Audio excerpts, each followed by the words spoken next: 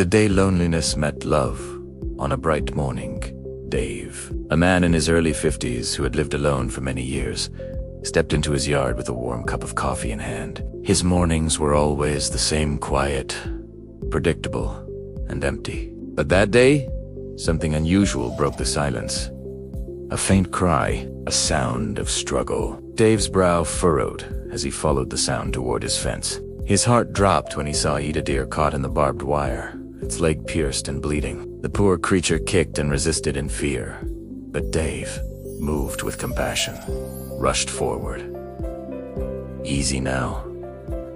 I'm here to help," he whispered gently. At first, the deer struggled against him, its wild eyes filled with panic. But slowly, as if it could sense his intentions, it calmed. With careful hands, Dave freed the animal, pulling the sharp wires away from its wounded leg. Blood trickled down, and the deer licked its wound in pain.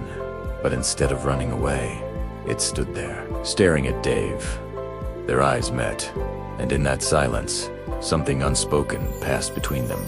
The deer finally turned and limped toward the woods. Dave sighed, watching it disappear, never expecting to see it again. But fate had other plans. That afternoon, when Dave went to answer a noise outside his door, he froze. There, standing on his doorstep, was the same mother deer, and she wasn't alone. By her side stood two tiny fawns, their curious eyes blinking up at him as if to say, "Thank you for saving our mother."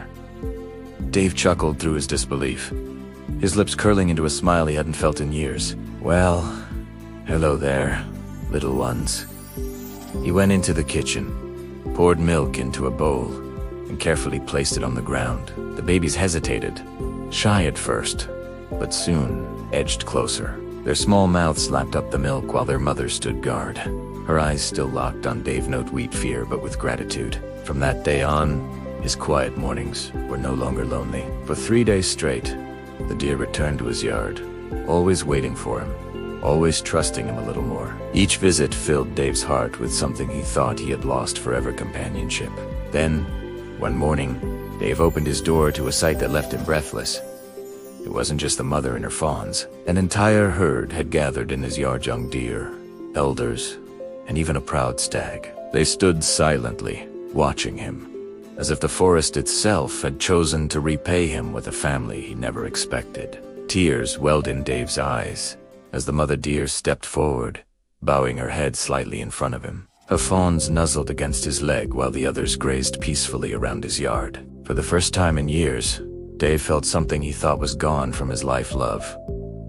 Days turned into weeks, weeks into months.